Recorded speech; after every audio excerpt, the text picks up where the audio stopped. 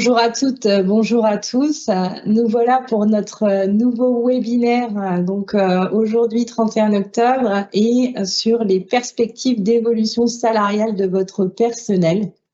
Alors, pourquoi nous sommes arrivés à cette thématique? Tout simplement parce qu'on a souvent beaucoup de questions ou en tout cas beaucoup d'employeurs qui reviennent vers nous, soit en fin de mois, soit en anticipant, pour verser des primes à leurs salariés. Et puis, on voulait tout simplement vous remettre en avant qu'il existe des éléments de revenus qui sont exonérés de charges sociales et qui peuvent être aussi la solution pour fidéliser vos salariés en matière de revenus, au niveau du revenu. Donc, nous allons aborder rapidement les bases légales et conventionnelles brutes auxquelles on ne peut pas déroger. Juste pour un petit rappel, pour bien fixer la thématique qui est effectivement, on a des obligations de minimum salariaux, mais on a aussi des souplesses et des niches sociales qui existent encore et qui permettent de verser aux salariés des avantages sans être contraints de verser des charges sociales. Et enfin, on va être dans la troisième partie. Pourquoi on dit la partie salariale, un des éléments de discussion pour maintenir son personnel investi? Parce que oui, effectivement, lors du webinaire sur l'entretien professionnel, j'avais abordé et dit et mis en avant qu'il n'y avait pas que le salaire qui comptait pour fidéliser et maintenir du personnel investi. Mais en revanche, ça en fait bien évidemment un peu partie quand même, surtout quand on voit l'évolution du coût de la vie aujourd'hui et les charges qui pèsent de plus en plus sur l'ensemble des personnes au quotidien. Eh bien, on abordera dans cette troisième partie des éléments chiffrés qui seront beaucoup plus parlants que, on va dire, la théorie que je vais vous présenter préalablement. Donc, nous allons aborder cette partie qui est votre obligation quand vous embauchez un salarié ou tout au long de la vie du contrat de travail. Effectivement, le minimum de salaire que vous devez verser à un salarié est le SMIC. Alors, aujourd'hui, le SMIC est un taux horaire brut de 11,52, donc on sait que ça fait 1 747 € brut. C'est une rémunération en deçà de laquelle, lorsque vous embauchez un ouvrier, un employé, vous ne pouvez déroger. Par ailleurs, vous avez, en plus de cela, lorsque vous êtes une entreprise avec une convention collective, en fonction de votre convention collective, vous avez bien évidemment un minimum conventionnel à respecter.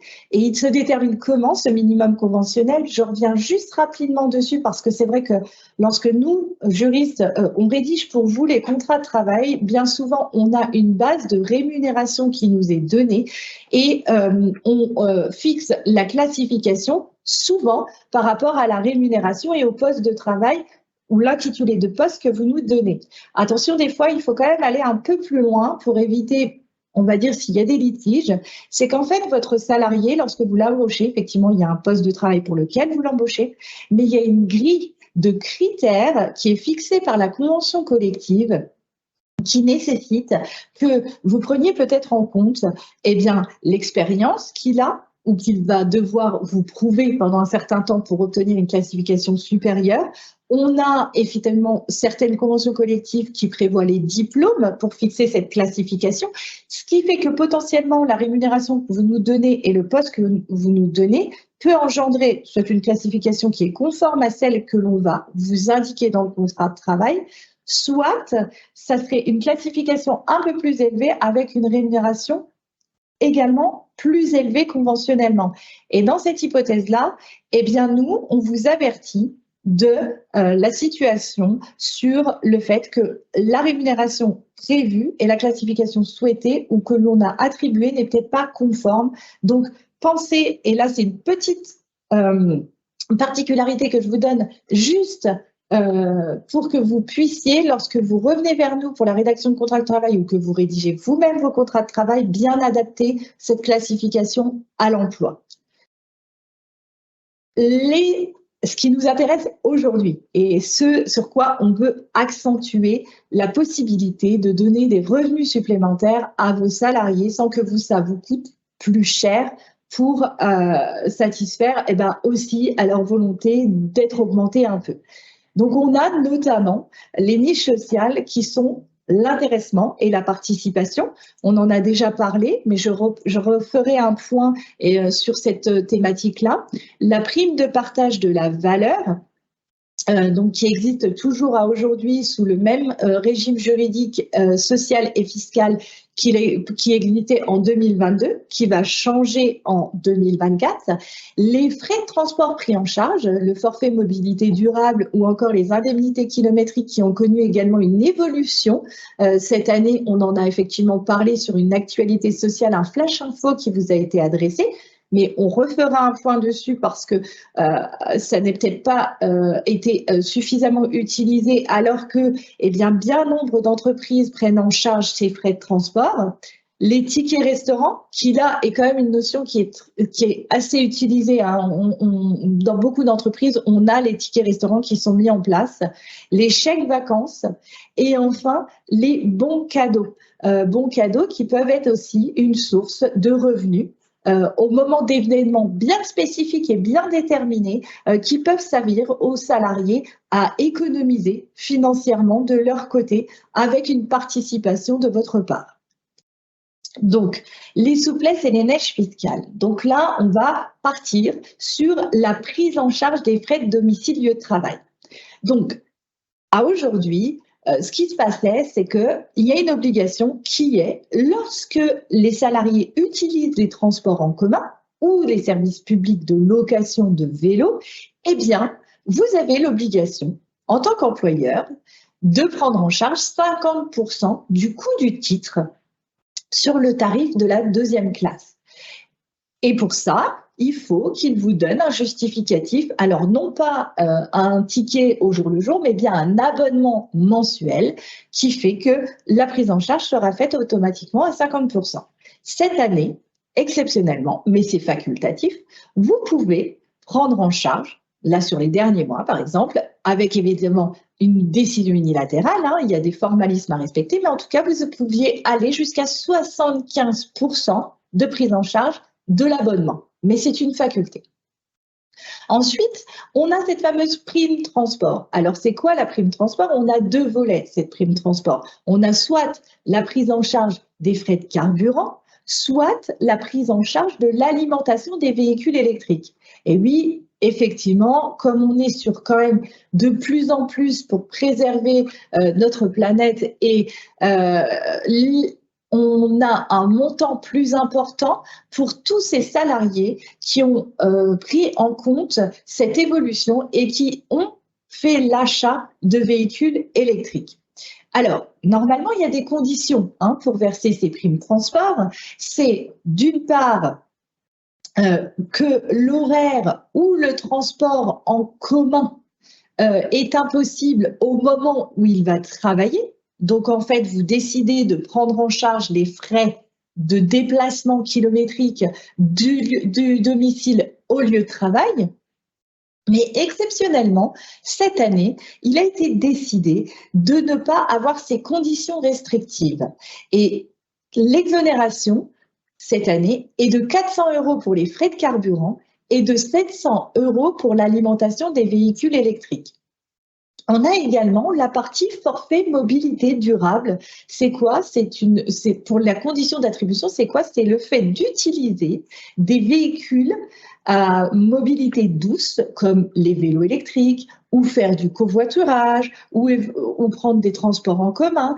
Et tout cela, en fait, ça vous permet de verser, encore une fois, ou de participer avec un versement pour l'utilisation de ces véhicules à mobilité douce de 700 €.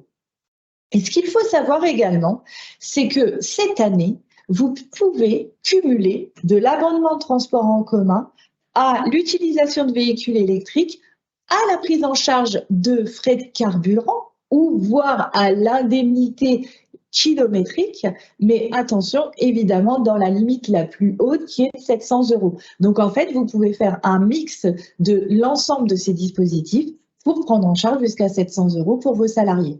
Donc, c'est quand même pas négligeable. C'est effectivement une prise en charge lorsque l'on voit l'augmentation du coût de l'essence, du carburant et le coût de l'électricité aussi, eh bien, pour eux, pour vos salariés et pour l'entreprise aussi indirectement, puisque 700 € et 700 € versés et 700 € net pour le salarié, donc sans charge dessus, ce n'est pas négligeable pour l'une ou l'autre des parties. La prime de partage de la valeur. Alors là, on la connaît bien, les entreprises la connaissent très très bien maintenant, puisque on l'a déjà mis en place l'année dernière en 2022. Certaines des entreprises ont réitéré ce versement de prime de partage de la valeur dès le début d'année, en fait. Mais sachez qu'elle existe encore et sous le même régime social jusqu'en fin 2023, donc CSG, CRDS pour tous les salariés qui ont un montant de rémunération inférieur au plafond, et vous pouvez verser jusqu'à 3 000 € ou 6 000 € si vous avez un intéressement en place ou que vous êtes une fondation ou une association, donc par salarié et par an.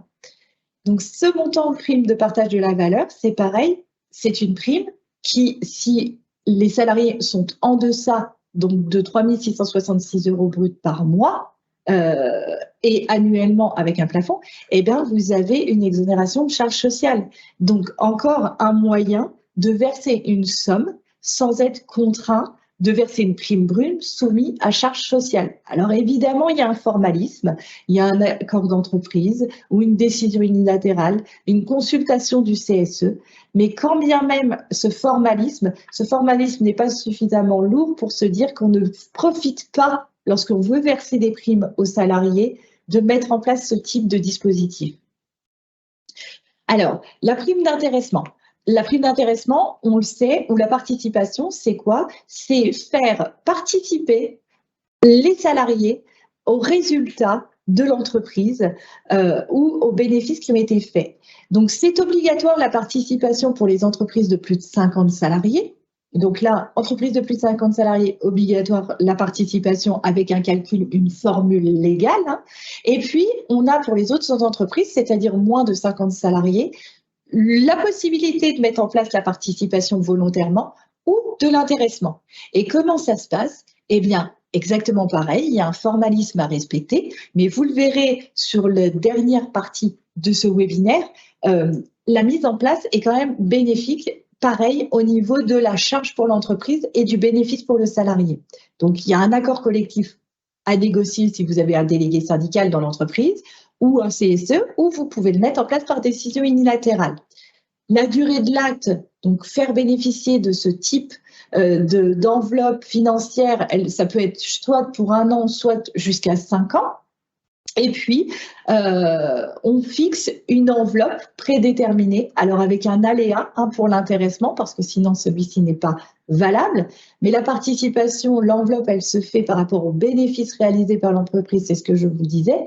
Et pour l'intéressement, c'est soit une progression d'indicateurs économiques, comme le chiffre d'affaires, comme le résultat courant avant impôt, mais ça peut être aussi une progression d'indicateurs de performance, c'est-à-dire on prend en compte le fait qu'on ait diminué le nombre de pièces défectueuses. On prend en compte le fait qu'on ait augmenté le nombre de ventes. On prend en compte le fait que si vous avez un suivi de la satisfaction clientèle, qu'on a augmenté la satisfaction clientèle sous un panel de 100 clients, par exemple. Et cela permet de déterminer une enveloppe globale.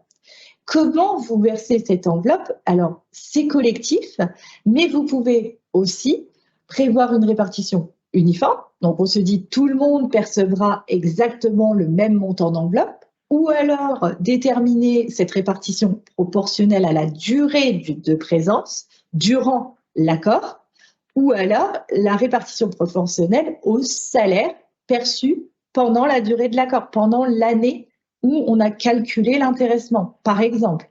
Et dans ce cas-là, ensuite, on a une somme qui est versée au salarié, qui est exonérée de charges sociales, qui est soumise à CSG, CRDS, et qui, potentiellement, si elle est perçue par le salarié directement, sera soumise à impôt sur le revenu pour eux. Si, en revanche, vous avez mis en place, et là, je passe sur la colonne du plan d'épargne salariale, si vous avez mis en place, excusez-moi, un plan d'épargne salariale, donc plan d'épargne entreprise, plan d'épargne inter-entreprise ou un plan d'épargne retraite, et ben dans cette hypothèse-là, l'intéressement qui peut être une source d'alimentation du plan, donc versé sur ce plan, eh bien, sera aussi exonéré fiscalement. Donc, encore une fois, une source de revenus qui est à moindre charge pour le salarié, à minima CSG, CRDS sur la somme qu'il devrait percevoir, et impôt sur le revenu, ou alors pas du tout d'impôt sur le revenu parce qu'ils ont pris la décision de le verser sur le plan d'épargne salarié. Le blocage, alors pourquoi il y a effectivement une exonération fiscale également? Là, c'est simple en fait, parce que ce n'est pas une perception directe, parce qu'elle est versée sur un plan d'épargne, elle est bloquée pendant 5 ans, ou alors jusqu'à la retraite si c'est un plan d'épargne retraite, et il y a quand même l'existence de cas de déblocage anticipé. Je vais prendre les plus connus, qui sont l'achat d'une maison ou le mariage. Pour faire simple, mais il en existe d'autres. Et évidemment, ce sont des cas que nous pourrons voir ensemble si vous revenez vers les juristes pour être conseillés en la matière. Sachez qu'on peut également vous proposer de mettre en place ce type de plan d'épargne au sein de vos entreprises pour les entreprises de plus de 5 salariés.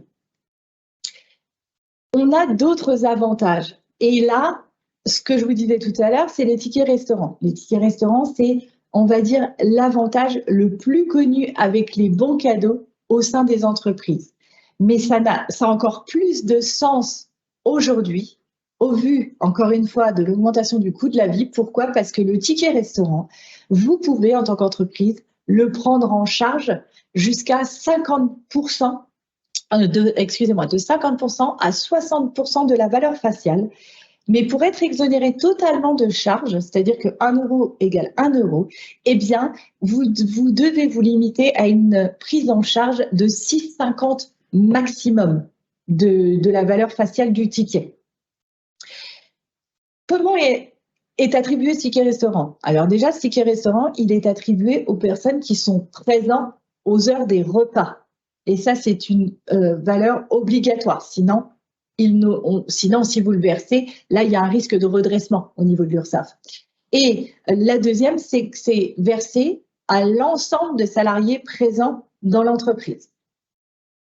Ensuite, on a un dispositif qui est un peu moins utilisé, mais qui est quand même finalement une source de revenus pour les salariés, notamment au moment ou un mois avant les vacances, ou peut-être au mois d'avril, ou au moment du paiement des vacances, en fait, au mois de juin, parce qu'elle permet, par accord d'entreprise ou par CSE, si vous avez un CSE ou un délégué syndical, ou par décision unilatérale de l'employeur quand vous n'avez pas de CSE, ça permet de déterminer une valeur spatiale du chèque vacances global et de prendre en charge entre 50% et 80% en fonction de des rémunérations perçues par les salariés de la valeur faciale.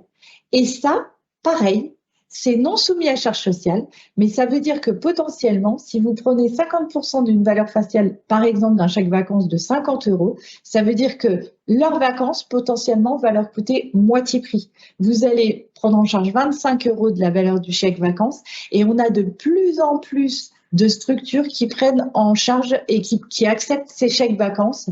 Donc, ça peut être quand même, encore une fois, un élément qui, tout au long de l'année, vous voyez, avec l'intéressement, les chèques, les tickets restaurants qui sont tous les mois, les frais de transport qui peuvent être versés en une fois ou en plusieurs versements, les chèques vacances au moment du départ en vacances, ou les chèques cadeaux que nous allons aborder après. Vous voyez, c'est peut-être listé tous ces avantages-là, ces revenus-là, à des moments bien déterminés, à fixer, parce qu'il faut que ça ait un intérêt et que ça ait du sens au niveau de la communication avec vos salariés, mais de bien déterminer à quel moment vous allez fixer ce versement de ces sommes-là qui sont exonérées de charges. Alors, je précise quand même une petite chose pour les chèques cadeaux, les chèques vacances, pardon. Quand vous êtes une entreprise de moins de 50 salariés et que vous versez et que vous décidez de mettre en place ce type de chèque vacances, eh bien, sachez qu'il faut que les salariés qui perçoivent le moins de revenus, en fait, ceux qui ont les plus faibles revenus dans l'entreprise, doivent bénéficier de plus d'un montant ou d'une prise en charge un peu plus élevée que les autres salariés. C'est la condition sine qua non pour que l'exonération de charges pour laquelle vous pouvez prétendre soit appliquée et légalement applicable. Alors, il existe aussi les chèques emploi services universels préfinancés. c'est l'utilisation de chèques qui sont réservés pour les gardes d'enfants, pour l'assistance de personnes âgées ou encore pour le ménage qui est fait au sein de votre domicile. Tout cela, vous pouvez également préfinancer, obtenir ces chèques préfinancés, mais dans une limite de versement annuel de 2 301 €. Alors ça, c'est la condition d'exonération pour cette année 2023. Évidemment, elle va évoluer en 2024 puisqu'on a toujours une référence pour tous ces dispositifs-là que l'on évoque. On a toujours une référence qui est le plafond mensuel de la sécurité sociale. Les chèques cadeaux. Alors, un des dispositifs les plus utilisés, comme je le disais, dans les entreprises, tickets restaurant ou chèques cadeaux, eh bien, les chèques cadeaux, c'est bien ciblé, c'est au moment de Noël, c'est pour un mariage, c'est pour une naissance, mais c'est aussi au moment de la rentrée. Et vous voyez que, comme on voit, il y a très certainement parmi les personnes qui regardent ce webinaire des parents, et ben, quand on voit l'augmentation des fournitures, du prix des fournitures scolaires à la rentrée, et ben, c'est peut-être un élément qui dit on vous fidélise, on a pris conscience que tout comme nous, vous vivez des moments un peu plus compliqués financièrement parce que tout a augmenté. Eh bien, on prévoit des chèques vacances pour la rentrée qui peuvent être appliqués si les conditions sont respectées avec un plafond de 183 € par enfant à charge de moins de 16 ans. Donc voilà, tout comme le chèque de Noël, c'est à prendre en considération. Ce sont des chèques cadeaux qui sont utilisables. Il faut que ça soit avec une détermination bien fixée, c'est-à-dire ou des produits déterminés ou un rayon bien ciblé dans un grand magasin ou des noms de grands magasins. Mais en tout cas, ça peut être bénéfique financièrement tout autant qu'une prime de 1 000 € versée en une fois à un instant T dans l'année. Les chèques culture, eux, on peut les avoir sans limite de montant, c'est exonéré, mais c'est bien déterminé au niveau des prestations de nature culturelle. Alors, nous arrivons à ces éléments chiffrés et c'est là où on voulait aller un peu plus loin que l'actualité sociale qu'on vous avait fait à l'époque sur la loi pouvoir d'achat. On voulait vous faire des exemples chiffrés pour que ça vous soit plus parlant. Vous décidez, en tant que chef d'entreprise, de verser une prime de 1 000 € brut. Première ligne de votre tableau qui se trouve là au niveau de ma souris, 1 420 € pour vous, entreprise, parce que vous avez les charges patronales à verser pour que ne viennent dans la poche du salarié avant impôt 780 €. On a prévu un impôt sur le revenu de 30 %, mais bon, c'est un peu large, mais comme on va faire un comparatif identique entre l'intéressement et la prime brute, vous allez voir quand même la différence. C'est que potentiellement, donc, dans la poche du salarié, après impôt, il va avoir 550 €. Je vais arrondir. Si on met en place cet accord d'intéressement dont nous avons parlé avant, eh bien, vous avez une prime d'intéressement qui va être de 1 000 €, la même valeur que vous avez décidé pour votre enveloppe, en fait. Les charges patronales pour l'employeur, ça va être 1 000 €. Concrètement, ça ne bouge pas. Le salarié avant impôt va être à 903 €. Soit il va le prendre directement dans sa poche, toujours avec notre impôt de 30 % qui est bien évidemment ajustable en fonction du salarié que vous avez en face de vous et des revenus qu'il a. Mais ça fait quand même 632 €. Donc déjà, potentiellement, il gagne 100 € de plus, pratiquement. Vous, pour 1 000 € versés, il a 600 €, vous voyez, ça fait 400 €, pendant que l'autre, on a à peu près 700 €, 800 € de différence, quoi. Donc là, si vous mettez un plan d'épargne en place, regardez, comme l'impôt sur le revenu est exonéré quand c'est exonéré fiscalement, potentiellement, le salarié, il a 903 € de verser sur un PE qui peut être débloqué demain s'il y a un mariage ou l'achat d'un bien immobilier. L'abonnement, donc on en parle parce qu'effectivement, j'ai pas approfondi, mais sur les PE, mais vous reviendrez vers les juristes, chacun a son juriste qui travaille, et puis vous avez tous les juristes du groupe, n'oublions pas, qui peut vous conseiller sur cette matière-là, mais en tout cas, vous avez l'abonnement de l'employeur qui peut aller en espèces jusqu'à 2 700 €, c'est-à-dire que vous pouvez abonder le plan d'épargne, 1 € versé par le salarié jusqu'à 3 € versés par vous. Voilà. Ensuite, les chèques vacances. Alors là, on a pris un exemple, on a fait 3 salariés pour bien que vous compreniez en fait. Et on a également mis les gérants parce que oui, un gérant peut bénéficier des chèques vacances dans les mêmes conditions que ses salariés. Donc en fait, on doit prendre en compte la rémunération du salarié. On doit prendre en compte aussi une contribution annuelle maximum que l'employeur doit verser pour être exonéré de charges, qui approximativement est de 520 € cette année. Et puis, on doit regarder la rémunération du salarié. Donc, si la rémunération du salarié, donc on part sur une rémunération des 3 derniers mois, on en fait une moyenne. Et si cette moyenne est inférieure au plafond mensuel, au plafond du SMIC, donc 3 666 € par mois, alors vous pouvez abonder sur la valeur faciale du chèque vacances à 80% tout en étant exonéré de charges. Donc, le salarié, en revanche, a l'obligation d'avoir une participation minimum de 20%. D'accord? Donc, ça fait que le premier salarié, on rentre totalement dans le cadre, il a 1518,43 parce qu'il est à temps partiel sur 3 mois. On a une moyenne de rémunération qui va être de 506 €.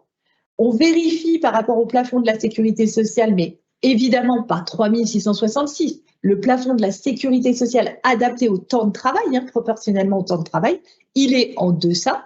Donc, vous pouvez prendre en charge jusqu'à 80% de la valeur faciale. Donc, c'est typiquement les salariés qui ont le moins de revenus. Voilà, vous pouvez aller jusqu'à, pour une valeur totale du titre de 650, vous avez pris en charge 520 €. Donc, ça veut dire que potentiellement, votre salarié qui part en vacances, ça va lui coûter 130 €. On a le salarié 2 qui, lui, a une rémunération un peu plus élevée, puisque sur rémunération sur 3 mois, on a 24 044 €. Ce qui fait une moyenne de rému de 8 000 €. On est au-delà du plafond de la sécurité sociale. Mais là, concrètement, lui doit avoir 50% de prise en charge, d'accord? Toujours sur une valeur faciale de votre titre qui est de 650 € au global. Il a 325 € à sa charge, vous avez pris 325. Donc là, on est typiquement dans l'exemple que j'avais pris rapidement tout à l'heure, où vous êtes à 50%, il paye que 50% de ses vacances.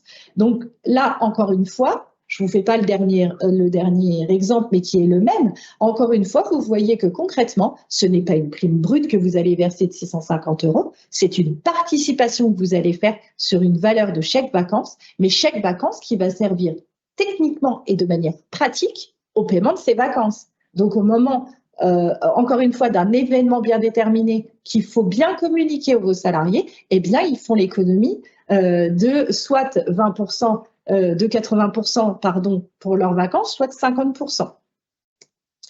Les tickets restaurants, là, je vais l'aborder, mais rapidement, parce qu'en fait, vous avez le tableau, et encore une fois, toutes les personnes qui auront participé à ce webinaire pourront, s'ils le demandent auprès de leur juriste, d'avoir la formulaire PDF, et vous aurez les webinaires en replay sur YouTube et sur notre chaîne LinkedIn, ou notre chaîne Exco, pardon. Là, vous avez un ticket restaurant, je prends 8 €. Si vous prenez la valeur faciale, vous décidez de prendre en charge entre 50 et 60%. Donc 50%, c'est 4 €. Ça veut dire qu'il reste 4 € à la charge de salarié. Mais du coup, que son sandwich du midi, il va lui coûter que 4 € sur les 8 € qu'il va dépenser. Ou 80 €, vous êtes exonéré, vous voyez, parce que tout ce qui est en noir est exonéré. En revanche, les sommes que vous avez en orange dans les deux colonnes à 50 et 60% de votre coût global annuel de prise en charge de tickets restaurant, là, c'est là où vous perdez l'exonération. Donc, remarquez quand même que si vous décidez de faire une valeur faciale de tickets restaurant de 11 €, eh bien, vous avez jusqu'à 1 256 €. Donc, si vous prenez 5,50 € le ticket, vous couvrez 1 256 €, vous êtes en deçà des 1 492 maximum à ne pas dépasser pour être exonéré de charges. Les chèques cadeaux.